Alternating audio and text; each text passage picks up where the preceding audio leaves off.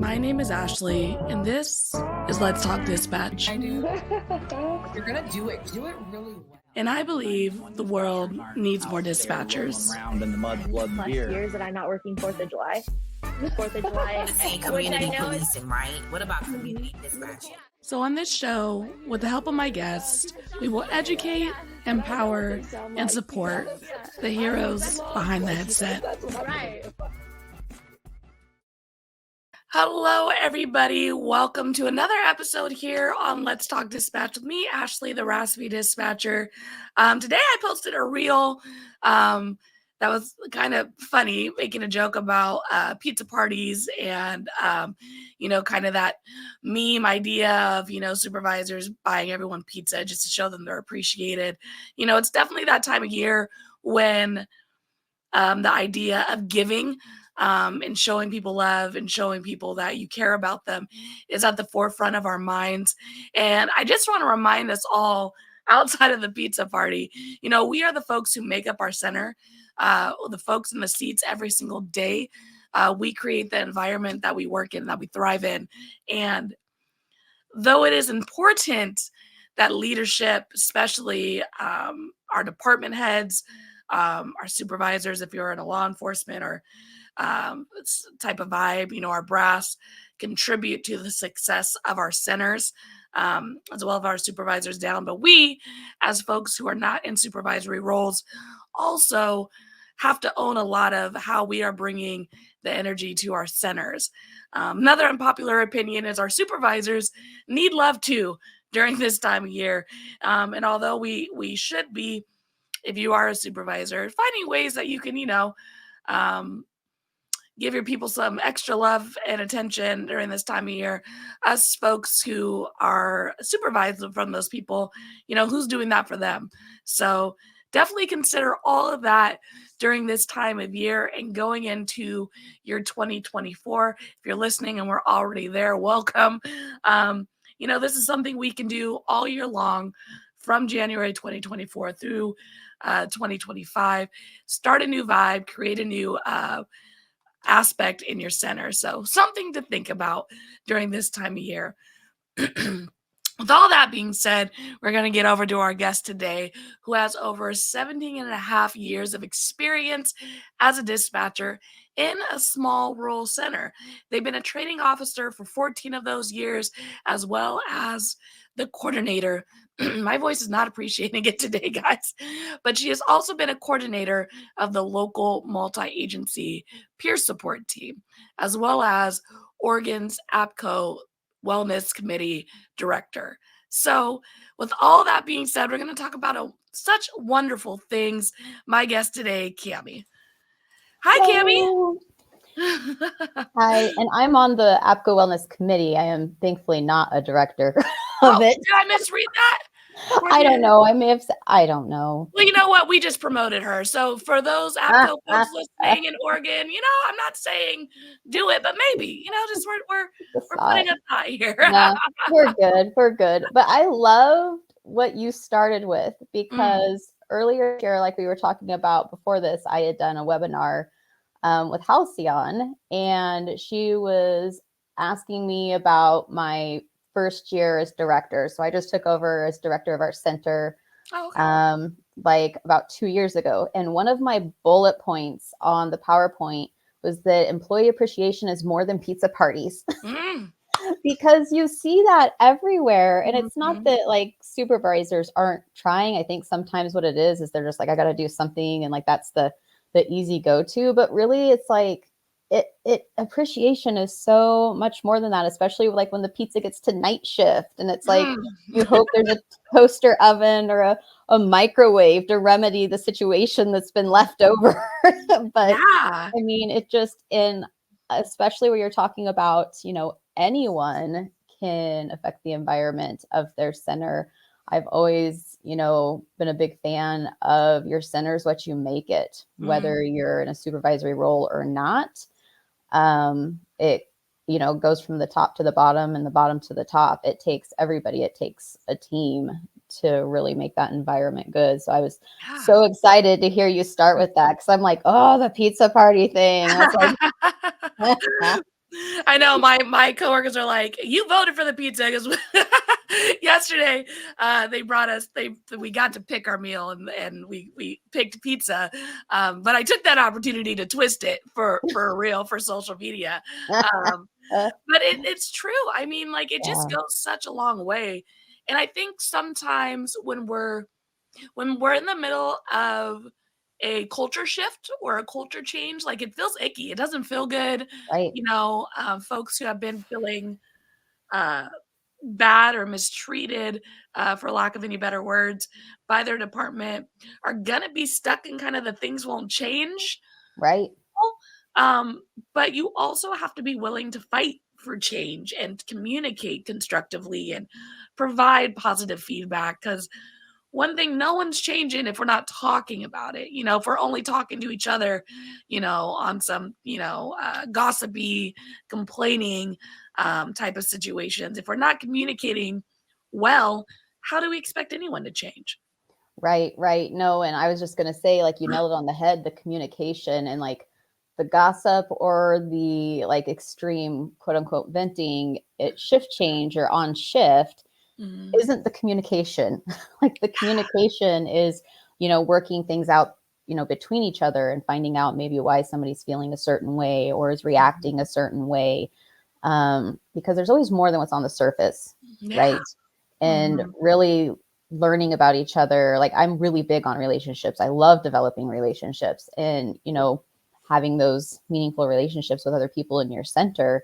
Mhm. Um, is really kind of what makes things, cohesive and can smooth things over. Mhm. I mean, it goes a long way, right? I've referenced Drew's interview with me a couple times, but I believe he just took a job as a director. So go, Drew, if you're listening. But he said in our interview, like, you have to show up for your people on blue sky days. Yeah. And that really resonated with me because like we always see our supervisor when something's amiss and something needs to be corrected or coached or and Hmm. if I'm only seeing you when I'm in trouble, my Yeah. body's going to have a negative response to you, just Right. naturally reacting to your presence. Like we have to have a relationship that's professional and constructive outside of you critiquing me. Right. No, that's good. And I had an employee that actually said, I like, because I try to, when we have things that come up that maybe need some new direction or there is going to be some critiquing, I try to take it as a learning experience. Like, hey, this is what happened. This went well. This is kind of a struggle. So let's learn from it, move from Mhm. it, and then just go from there. But some of my employees prefer like email, some prefer like a quick text about something. And so, I'll text and be like, hey, give me it because I try to be respectful of like when people sleep. Yeah. So I'll send them a text and be like, hey, give me a call when you wake up. And then in all caps, nothing bad, not an emergency. My So when they, supervisor does that too. right? Because I just know, like, because me, I've done it too. Like somebody's like, hey, can you give me a call? And it's like, what? Why? Like Why? We don't call. gotta talk. Like, what's going on? But no, it's true. It's just human nature sometimes. And I especially think like in our roles where we like live kind of in worst case scenario, borrowed worry, like Oh my it's god, yes. natural for us. I like to say that's what makes me good at my job is living on at work, borrowed worry, paranoia, and assuming worst case scenario. It really sharpens my Mhm. skills, which that's probably not the case, but it's like that's kind of where we live. And Mhm. so it's easy to assume those things. Yeah, I mean, it just goes such a long way. Like I always tell my like soup when they have to force me in or like, you know, um, call me in on my day off. It's like, I know you don't want to do this. Like, I know, like, I like to give them that feedback. It's like your job when they're creating our schedules, trying to make a change in our shift signups. It's just like this scheduling is a tough job. When I was a case manager, when I did social work, we did 24-hour care. Managing 24-hour care, which is what we're doing for our cities, our departments, our officers, our units. It's managing 24-hour care. And Yeah. it's not like any other job where if so and so calls out, we can just run down one, like that Right. phone, that seat needs to be filled. And, being a supervisor is a tough job, and I think what I've experienced with supervisors who might not be excelling the way I think they can is a level of complacency and a lack of intention, where like Right. I'm just kind of gonna do my bare minimums. I'm gonna get the schedule out. I'm gonna check the boxes, but I'm not gonna intentionally interact with my employees. I'm not gonna intentionally build relationships, and that intention, it goes a long way. It feels authentic. Like we need that in our centers, especially from our supervisors. Yeah, and I feel like I'm very fortunate in that we're a small center. Like, I don't want to jinx myself, but we need one more part-timer. You guys hear that? I know, one more part-timer, which is super easy when there's only like 6 of us. There's only 1,700 people in town. So it's like, but like, because we're such a small center, like we all get to develop like really like meaningful relationships with each other or learn about each other because we work so, well, I say work so closely, even though we work one at a time. But I mean, with such a small staff, we really see each other, and it's, I feel like that's a great benefit I have as a director, is to actually know my people one on Yeah. one. Yeah. Well, we dove right in. We're 11 minutes in, and I Oh, haven't even had you introduce yourself because oh, that's how sorry. amazing this conversation. No, we like dove in, and it was perfect. But I do want you to tell the folks who you are, how you got into public safety, so they know who they're getting all this wonderful information from. You're so kind. No. But no, so I'm Cammie Haney. I'm the director at the Grant County 911 Center in Eastern Oregon. We have a population for the entire county of, I believe, about, is it like 4,500 with, I don't know, the county seat where I live is like 1,700 people. So it's incredibly rural. Yeah. Like I just talked about, very small staff, but love it. I got into dispatching because I was one of those kids from kind of like a law enforcement family.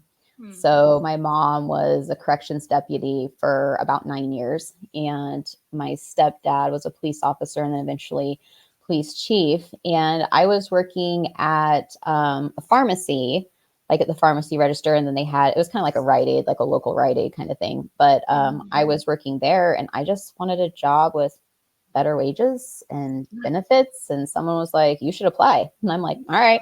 So The simple things. That's all we're looking for. sure, why not? Like, so, and I applied, and there were several other applicants, but thankfully, like, I earned my way and I got it. And that was kind of it, the start for me. And I was one of those that I was the girl in town that you saw everywhere because I would job hop. So I think before I started dispatching, I'd had, like, starting as a teenager, like 13 jobs. Oh, wow. Like, my resume was a little thick, but and then later as an adult, like, and I found out that like dispatchers that have ADD, I mean, they can do like a rock star phenomenal job because of like that, and so that's really, I think, what helped me, because then when I started dispatching, just my first few weeks into training, I was like, I feel like I'm home. Like, this is where I belong. This is where, yeah, well, walking in the door and not knowing, hey, like, is it just going to be like an onslaught of like craziness, or am I just going to be just like a admin day of like, civil calls and that kind of stuff. And I just really loved it and thrived on it. And then being able to, just serve the public, and especially, in areas like this, I'm not just, serving the public, I'm serving, friends and family members. And it's really special. But I'm glad I took the opportunity and did it because I wanted better pay. It worked out well. Hey, man, for real. Up our pay. We need more money. It's a tough job. But, this is one of the things that, I'm from California. I'm from the city. I spent some time in, I would say, extremely rural Iowa for college. They had one stoplight in town, and it was just such a culture shift. And now, being in law enforcement or being in, emergency services, and connecting that time in that space to what I'm doing now and talking to folks. I have a friend out there who became a dispatcher too, who came on the show early when we were just getting started. And we talked about like dispatching in rural areas in the Midwest and like towns that have like a lot of weather impacting them. Yeah. And it's just night and day different from the reality that I live in. And it's something that's so important because I imagine there is just as many small centers as there are big centers. Right. And you guys have an experience and a way of doing this job that we can all learn from. Yeah. And I mean, I've visited, like, I have friends that work at, other large centers. Like, so I'm about 5 hours from Boise, but like 5.5 hours from Portland. So like we're really on the east side, but I have friends that, work on that side of the state, and I've been to their centers, and I go in and it's just like so neat to see like all the different like techie stuff and like the, the fancy like dimmed lights and, all this coolness. But like when I watch them work, like what's hard for me is that I can't imagine, this was probably some control stuff, but I can't imagine taking a phone call and then passing it on to someone else to take care of the rest of it. So like where they have, call takers and dispatchers, I'm like, no, I want my call from beginning to end. And it's kind of, it's really fun in a way where I'm like taking the call and dispatching the call and going back and stuff, back and forth with stuff, coordinating different units. And it's just, I just love it. I just love it. So like when I look at that aspect of it, I'm like, man, I think that would be kind of rough for me. But at the same time, like it's hard being by yourself because like we had a fire that came through in, I think 2015. And I was working by myself, and it got hectic enough that I had to call in my supervisor. And so there was 2 of us working. And I mean, it like, I talk about being a small community. It took out like 40 houses. Wow. And like, I think like 100 outbuildings. And it was one of those, like, just one of those core traumatic, career memories. But there's just like 2 of us handling all of this massive call volume and all of this. And it got to the point where, one of the deputies that was working it was just like yelling thing after thing after thing over the radio. And we can always tell when things get elevated because occasionally we'll start using names. So like he says on the radio, like, hey, Cams, I'm throwing a lot of traffic out at you. I just at least want it recorded on the recording. And I'm like, okay. And so it's just, the names, and the way we address each other's shift, and it becomes much more personal. So it's, yeah, there's just a lot of interesting things, pros and cons to it. Yeah. So you work is that your guys' minimum 1? Are you working unless there's a major incident with just 1 person? Yeah. So it's interesting because thinking back at major incidents that we've had, like there's been several calls where like, I've just all of a sudden, like I have every one of my 911s, every one of my admin lines, like my radio's going crazy, and I'm just like booking through it. And then like it used to be like one of the road people would call like the supervisor and be like, hey, you might want to get in there and help her. Cause like, when am I going to call and ask for someone else to come in? Right. And thankfully that's kind of what's happened. And, but for the most part, you just gotta power through it. I had like one of my most embarrassing moments, and I don't even, when I get in really awkward, uncomfortable situations, sometimes I just say really stupid stuff. Don't we all? And so I was working this fire by myself, and it had kind of like gone all around, like we're kind of in a valley here, and it had gone on the hill, like down one side of the valley, kind of behind my house. And then it was like a different lightning strike on the other side of the valley. And I'm just in there, kind of treading water, like keeping up with everything. Yeah, just keep typing. And one of the patrol units comes in and looks at me and goes, what are you doing here by yourself? And I looked at him, I'm like, I guess just being awesome. That was my response. And then he left, and I'm like, I will think about that comment for like the rest of my life. It's going to be like when you have one of those memories from 2nd grade. Yeah. Roll over every night at like 3 a.m. I'm just being awesome. My God. But I'm like, really not that confident. Like so accurate, like I went from a big center to a small center, so now on the back half overnight, midnight, really 3 a.m. on were 2. But when I first started there, our minimum was 2. And well, I guess our minimum still is 2, but we were running with 2 more often than not. And I came from a big agency. I mean, we had 15 call takers maybe on a good day, 10 on a bad. I mean, and then you had radio. I mean, so the idea of just me and one other person was a really tough thing to get used to, like being able to really triage in that way that I don't think anyone really gets until it's just you and one other person. Like, it's just a level of, hello, you good? You saw it? They're not there no more. Gotta go. Like, it's really like you're flying through these calls.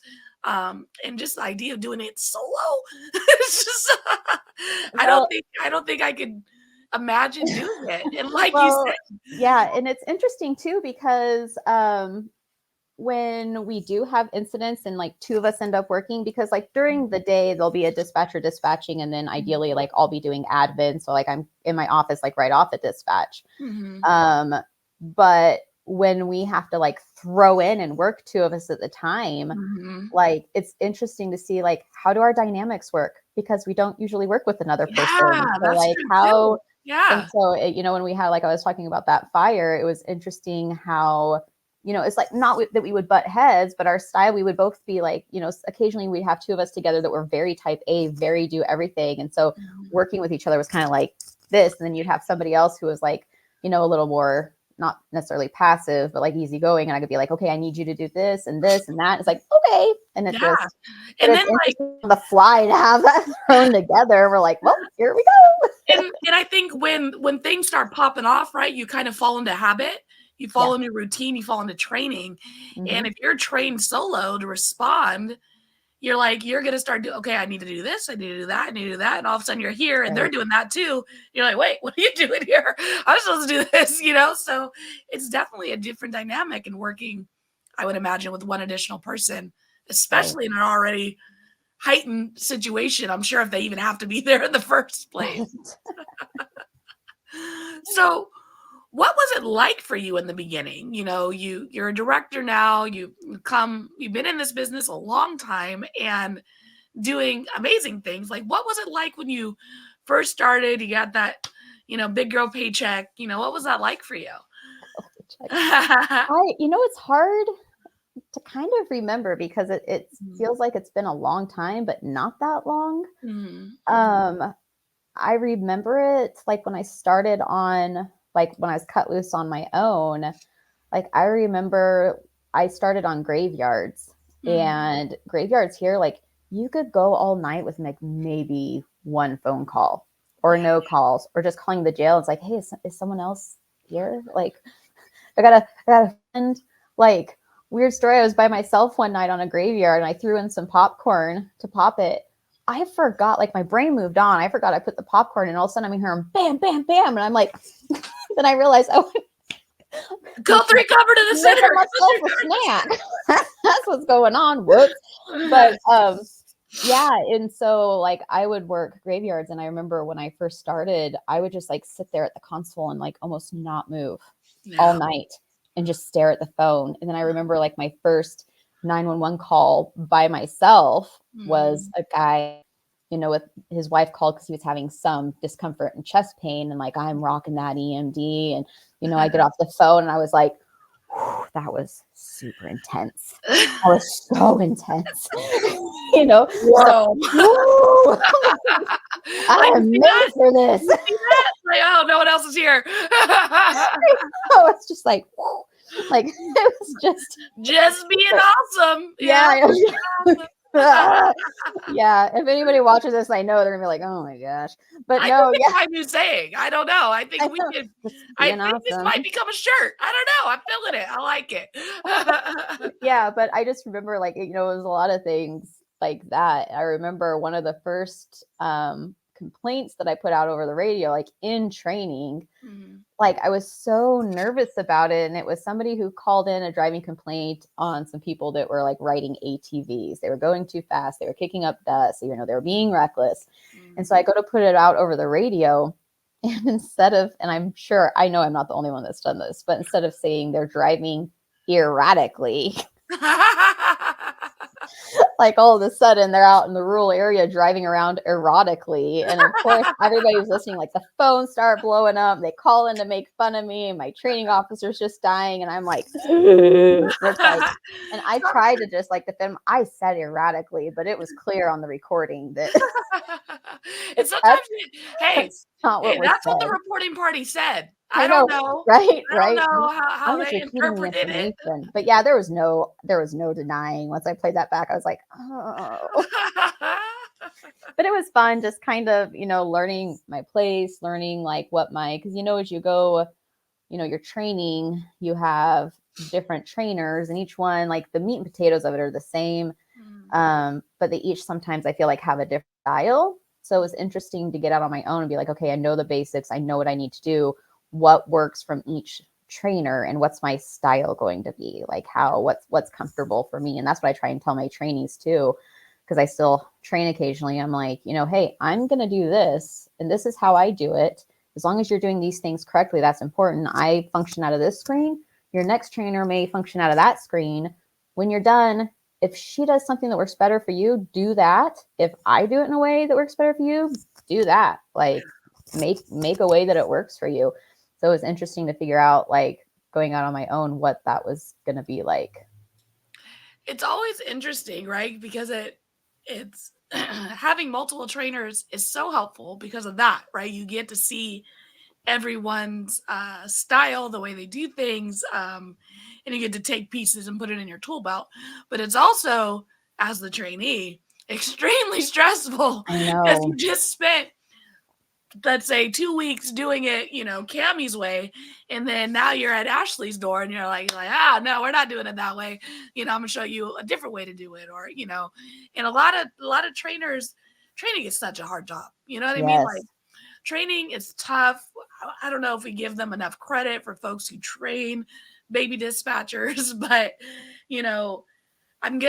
we get trained in their comfort because because you got to be able to move quickly, right? Doing this thing.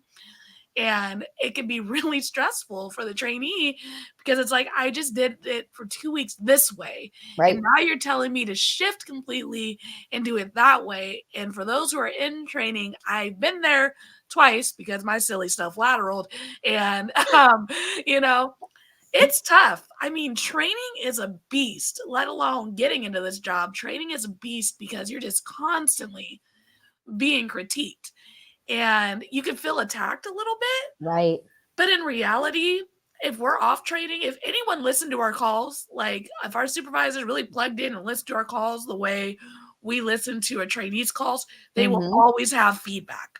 Oh, yeah. Even as a full-grown dispatcher, you can always provide feedback. That's why our training is so ruthless, because it's like, man, I feel like I can't do nothing right. But the reality is, in this job especially, you can always improve something. That's why our DORs be looking hectic sometimes. No, I know. Well, and that's why I like to prep them for that, because I don't want them to feel like, I'm going through, from Cammie, who is my trainer, and my director, who says that this is the way things are done, and then go to someone else. And it's like, how do I contradict that? And so that's why I try to set it up like, hey, this might happen and that's okay. And then, sometimes, because we'll do like a few weeks with me and then maybe a few weeks with the next one. And, then in the past, the way it had been before I was director is that I would kind of work with them their final week and a half to do like a sign off. And if I would see them doing something that like the previous trainer taught them, I'm like, go for it. Or like I had a trainee one time that was like super tech savvy. Like I'm not super tech savvy, but this kid, man, he could toggle through screens like no other. And so I was trying to tell him like, okay, you're, here's in CAD. Now you need to go to this system. And he did like the super fast, like, I don't know what he did. I still to this day, I just know his fingers were like, and he was at a screen faster than I had ever been there. And I looked at him, I'm like, I don't know what you did, but it worked. So go ahead and just do that. Yeah. I'm not going to make him listen to me like, okay, you need to go here and then go that, like, why? You did it better than I'll probably ever do it. Yeah, it's that fine balance as a trainer of like, I try to make sure that, if you're gonna critique, you gotta give us something good with them too. Do you know what I mean? Like you don't just want to wear them down all the time. You don't want to make them hate the job. You don't want to make them hate training. Like I want them to come in and be excited about learning and exciting about their career. That's like, I really strongly feel it's overlooked that a lot of your culture in your center starts with your trainers. Like you got to watch your trainers. You got to see like, are they getting burnt out? What's the mood? What's the training looking like? Because that sets the tone for that new dispatcher's career and mindset in the center. And so if you don't have a good trainer, like, that could make things go downhill. That can make things really difficult. Yeah, it's true. And I mean, I think a lot of times that I've witnessed in smaller centers, at least, is like the same person gets stuck training because, our turnover is wonderful here in the world of dispatch. And, our trainers can get burnt out. It's like, it's so taxing to be responsible for someone in an officer safety sense, in a, in any type of safety sense, as well as to just be constantly having to critique, that can't feel good for them either. Like when my supervisor has to force me in, it doesn't feel good for me to tell you when you're messing up, so like all of that's emotionally draining too on our trainers. And when able, A, we should be praising them, and B, we should be providing a break, so they can have a little time to just do the job. Because that's what I've heard trainers say is like, some days I just want to come in and just do my job.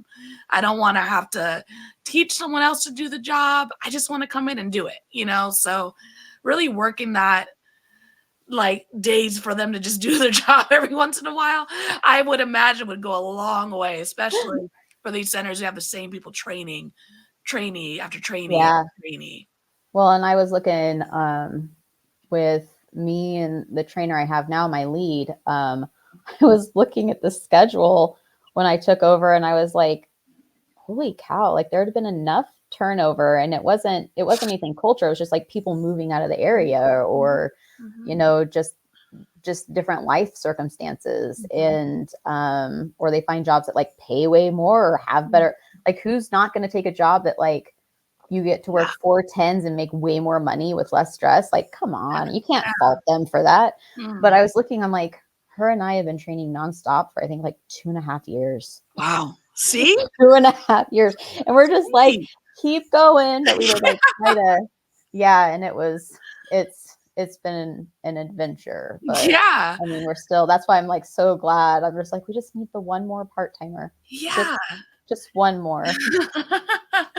And I mean, we speak of, the perfect picture when we're talking about things, right? Like I am totally understanding that sometimes you go 2 years of training people over and over again, right? I mean, that's just our reality. But I think the thing with these conversations and this podcast and these things is that we want to put it in the back of people's minds that we should be aware that if we can make this change, we should. Because I think we get in dispatch and emergency services caught up on like, this is the way we've been doing it, forever. And because I had to do it this way, my trainee has to do it this way.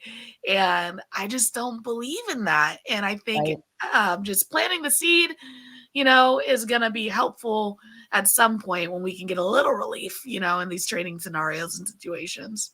Yeah, I am not a fan. I just so hate the phrase, if it's not broke, don't fix it. Kind of that mentality. Right? I'm like, well, if it's not broke, it can still be improved a little bit. Like it doesn't like mean my you have to, 23-inch TV isn't broken, but maybe I want a 50. Like that's. I still want the TV. I just want an improvement. Like, but it's just like that's how things get stagnant, and like there's no progress. And it's like you have to be willing to try new things. Like once in a while, like it doesn't have to be drastic by any means, but you can try little improvements, and if it works, great. If not, well, then you know how you were doing it before. Like there's no harm in trying something different. Yeah. Yeah. And I know all the dispatchers out there are like screaming right now, change bad. Let's not do that, you I know? know. But I promise change is okay. And the best thing about change is it doesn't work. You can change it back. It doesn't, Right. it doesn't really go away. You've done it before that way. And just be willing to try new things when Yeah. able, because it could change the whole way you do this job and make your life a lot easier. Yep. So you're a coordinator of a multi-agency peer support team. Yes. How do you manage that? Like, what does So that look like? This was fun. Okay, so I'm gonna get nerdy. Like this was super fun. So it was kind of sorry. Like, technology hurts sometimes. That's what we're getting at, people. That whole change thing. No, but it wasn't necessarily a peer support team. We just had like a big group of us locally that all certified in doing like the critical incident stress debriefs. And it was people from all different agencies and some chaplains. And that's kind of where it stopped. And so we never had it wasn't really an official peer support team. So there's my agency, and then the sheriff's office is a completely separate agency. And the sheriff's office, the undersheriff came to me and was like, we need to figure out a peer support team, like a legit peer support team. And we need somebody to coordinate it. And I was like, oh, me, because I love mental health stuff. I love taking care of people. And I'm also one of those people who's like, oh, I want this done, and I want it done correctly, and I want it done well. And like, no, not a dispatcher. I'm just being awesome. But I said, okay, how do you want this? How do you want that? And he's like, you know what? Run with it. Do what you want. So I was like, okay, this is what we're going to do. We're going to have the quarterly trainings, and we're going to have multi-agency because I'm like, we're going to have road, corrections, probation, dispatch, EMS, fire, a couple of chaplains. And I'm like, we're going to build this well-rounded. And I sent out letters to each of the agencies and said, give me 3 names that you would feel comfortable talking to. Some people put no one, some people put Jesus, some people, and then, I actually got be busy. I don't know if he's going to be able to come to the quarterly trainings. I don't know. We'll do our best, but and so it was and it was interesting to see some of the names, because there were some names that, there was I could think of one name that came up several times. I was like, I would not have thought of that person, but several people would be like, that's someone that I would go to. And then, as I needed, a few more people, I kind of sat back and looked at our agencies and just looked for people that, others just naturally gravitated towards. And just kind of built our team there. And so we're still very new. Everybody just got certified, and we just had last week we had it's called the QPR training. It's question, persuade, refer. It's a suicide prevention training. We just did that, and it's just been really fun to get going, because I've always just been really passionate about first responder, mental health, and taking care of each other, taking care of ourselves, because I don't feel like there's enough of it. And so that's something that I'm especially us being in a small community, when something happens, it's just, the whole community is affected. If you think about it, if we were to have, I don't even like to say it out loud, if we were to have heaven forbid, an officer involved shooting, well, if we lost one deputy, that's a sixth of, you know what I mean? Because we have so few people. And then with all of us being so close knit, and a lot of us related, because it's small area, it's just crazy. And we just need to check in on each other. And I just really wanted that to be successful. So we're still, taking off and building it. But so far it's going great, and everybody's been really, really excited about having this. No, it sounds wonderful. And wellness and peer support, these are all things that are so much more ingrained in our culture now. It's still probably a very uphill battle in the sense of, we like to sweep things under the rug rather than address them. But to know that, the idea of peer support has reached the rural areas, those rural officers, you know, like it matters so much. Like every agency should have a resource for their people. Someone just asked on my YouTube channel about like therapy for dispatchers, like, because you know it's all the, if you're interested in this line of work, you know, so people ask me a lot of questions as they're considering getting into this, and that is a question that comes up, like mental health, what does that look like? It's a tough job, we deal in trauma, and just the idea of having a option. I think that's kind of what it comes down to. You may never use this resource, but it's there, you know, and before it wasn't. And so I think it's amazing that you're putting that together, not only for your people, but for the surrounding agencies, because I'm sure you guys are just supporting each other so much in that type of area. Right. No, thank you for that. Yeah, and it's funny, like one of my good friends and I were just visiting last night about this, how he's a retired LEO, and he moved into, now he's like a first responder trauma specialist. And my personal opinion, he's probably one of the best in the state of Oregon, really is. He's just phenomenal.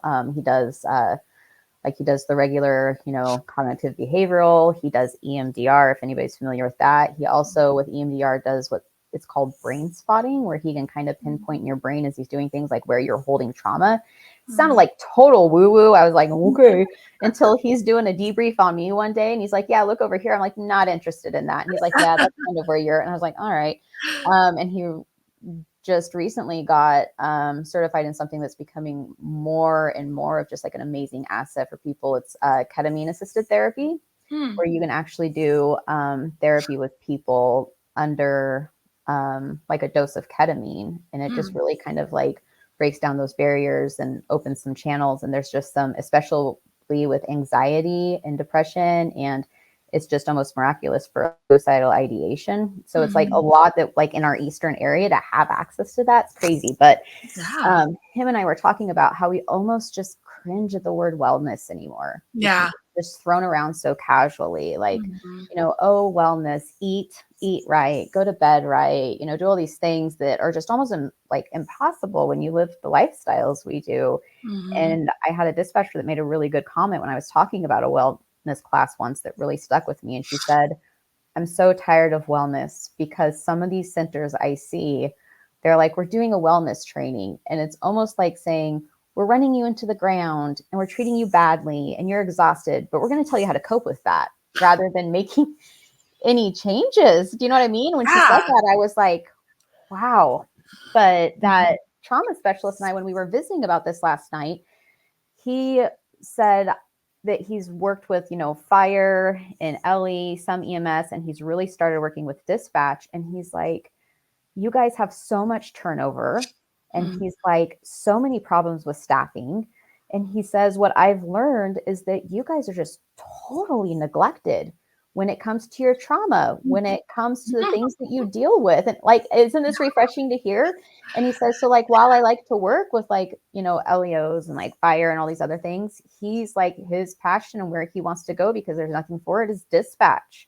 And like, I just wanted to tear up, because it's like, you don't hear that often. Yeah. You know, you don't hear people that are like, we love our dispatchers and we want to take care of them and preserve them. And he's like, there's no reason you guys should be suffering and have short careers and have that turnover when all this help's available. We know it's available, but you aren't being given access to it. Yeah. Like yes. Like, oh my gosh. 1,000%. And it's just one of those things, like, giving me access is not denying your reality. You know what I mean? I think that's kind of the vibe I get sometimes, is like when it gets into a debate about like my trauma versus your trauma. I'm in the field, you're answering phones, like this stuff, right? Like, it's just like me seeking services for whatever my trauma is from the same guy who's giving you services as someone who's in the field does not negate your trauma. No. I'm not saying that you don't have trauma and that your trauma is not valid. I'm just saying we have trauma. Our trauma is valid as well. And we want some help too. And that's kind of like, we're not trying to compare and contrast here. We're just, both realities exist. And we're trying to deal with both realities and take care of both realities for both sets of people. Right. Right. And I mean, I know there's always the argument of, well, not always, but you often hear it that, well, you guys aren't on scene. Yeah. Like, Yeah. but it's like, I can build images in my head. Like there's scenes that I can still picture, and they're probably worse than they actually were, because like part of our job is to imagine what people are going to. And so it's like, we do live with those images. We do see those things. And I mean, it's just, yeah, that like, to me, to think that there's anybody in dispatch that gets left behind, or like, I just get so frustrated when I hear of like, multi-agencies or centers that just like, don't do stuff for incidents or even smaller things. And I've tried to really normalize mental health talk in my center, like try to follow up with people if there was something that like I know might trigger a previous call they had, or like just the other day, me and one of my employees were joking about, something with some of our family members. And I'm like, you know what my therapist told me about that? Like I've just paid him some money, but he's literally helped everyone in my center. But, look, this is what I learned at our therapy session today, y'all. Get your notepad I know. Like the director was there before me. I'd be like, oh yeah, I had an appointment the other day. And she's like, oh, and what was said? Like, what did we learn this time? But just like making those things okay to talk about. Like, I'm not saying you have to overshare, but to just normalize that like getting help is a good thing. It's heck yeah. Like we should all be talking to our therapist, like, and what I love about that idea and that notion is like, because I know people have tried therapy, like, no, thank you, and it's like, therapy is like swiping on a dating app. Okay, you gotta keep swiping, going out, seeing if it's a good fit, and then until you find your right person, because not every therapist is a good fit for you. No. Not only are we gaining trauma from this work that we're doing, but we bring our own trauma. We're everyday people too. We're out there in the world interacting, and we have our own baggage, and we bring that into our centers as well. So that's part of what's things that trigger us is who we are as people, and what's happened to us in our personal lives, and we want to work through all of that too. Right. And finding the right therapist who gets it, understands who you are as a person, who you are as a first responder. I mean, all of those things matter, and it might take a little bit to find that right person. So you got to do the work, Yeah. And like my primary, he's not law enforcement specific, but he's done a lot of debriefs, and he's one of those that like if insurance company calls somebody in to, assess or help with a situation or incident that may happen, like he's kind of that guy. So he's done like a lot of debriefing, but I mean, he does phenomenal work. He does really great work. And I mean, he came over, I love that in our line of work, I can say this, I had my first homicide. I had my first homicide, and he came over and realized it, but no one, like we were part of the city at the time. We were city employees, and they had asked everybody else in the city because the person was a city employee. And they said, does anybody want to meet with somebody? And apparently everybody else said no. And I was like, sure, I'd like to, get ahead of this in case there's issues. And we were sitting down and visiting and, going over some stuff. And he's like, well, so what are you doing outside of work to like relieve stress, or what are your hobbies? And I was like,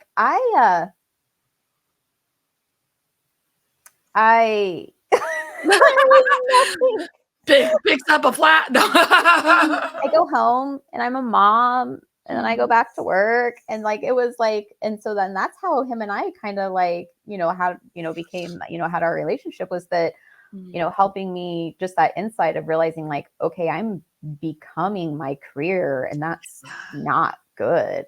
Not good. What's your identity outside of this? For sure. So hard. So hard. It is really it's a tough ask, right? Because, how do you separate yourself from that? A thing you do 8, 10, 12 hours a day, 3, 4, 5 days a week. And, the manner of situations that you're dealing with, it's just so heavy. And, quite frankly, when you go out into the world and people ask what you do, like they want to know about all the calls, all the stuff, it's a topic that's interesting enough. So you end up diving a little bit into those things, and, really finding the language to be able to articulate what you are outside of this job is very reaffirming. It's very like grounding. And I think it is something we all should really work at. I think having that language and being able to tell someone the answer to that question, it probably will open a lot of doors for, how we're thriving in our personal lives. Right. And it was like my husband and I we say out of town, because like when we go to anywhere that's like populated, that like might have a, I don't know, Target or, something. We were at, I don't know if you guys have crumble cookies down there, but they are just like these, oh my gosh, crumble cookies. So good. So anytime we go out of town, it's like we have an order of crumble cookies, like from, Hey, them cookies everyone. It's like, we're making a run. And so we were out of town and we stopped by Crumble, and he's like, well, like, what do you want? And this week just happened to be like my favorite cookie lineup, because they have the ginger and the, like, I know this is very important, the ginger and the peppermint and like the cinnamon roll. And I'm like, this week was made for me. So we get there and I was like, well, so for my office, I want to get this, and, I'll get a pack of these. And he's like, I thought you were getting something for you. I'm like, I'm at work all week. They are for me. So, just like things like that, where you're like, I'm doing something for myself, but it's going to be at work. Or when my husband brings me flowers, he's like, you didn't bring them home. I'm like, well, I'm going to be at work. Like, where am I going to look at them? At my desk. Those things. But yeah, it's interesting when you were talking about people want to know like what goes on at, our jobs. Like here, since we're such a small community, like Scannerland is crazy. And so it's like, oh man, yeah. So like, even when I was like prepping for this, I'm like, you got to be careful about what you talk about, because I could make a reference to just like something random is like everybody could know. So like when I talk about like, I can talk about this from like a personal perspective, but like, taking I don't know how often this happens in larger centers. I don't think that much, but like, me taking calls, from, my aunt or my dad or my cousin, or like, all these different things. And then, or just like people that we know well in the, community, we go out and people are like, they want to know what happened, like specifically to someone everybody knows. Yeah. And it's like my go-to line I tell my trainees is, I'm not at work. Sorry. Don't know. Like, and it's funny when you hit that point in your career. I remember like we were talking about the early years, it would be, I'd hear sirens in town. I'm like, oh my gosh, what's going on? What's happening? Are my people? And now I hear sirens. I'm like, not at work, not my problem. That is so true, because when I first started at my agency out in Sacramento, I lived around the street from my comm center. Like literally, like someone went and got my catalytic converter one day. I walked to work. I was like, well, I guess this is right around there. I probably should have been walking all along. Maybe this is my answer. But yeah, like sometimes, in Sacramento, it's a city that has its concerns in the criminal justice crime area.